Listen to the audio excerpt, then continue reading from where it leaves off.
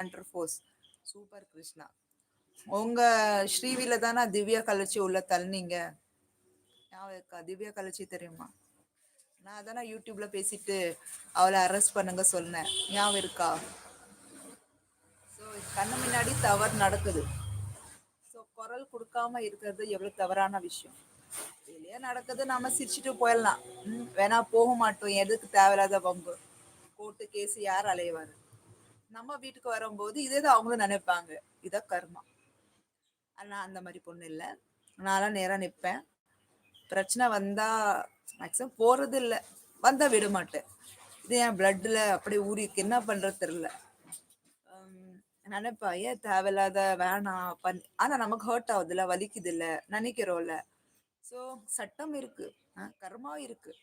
So அதை நம்ம use பண்ணுவோம். நம்ம பண்ணலன்னா தான் நம்ம வந்து அக்யூஸ்டு, பண்ணலதான் நம்ம வந்து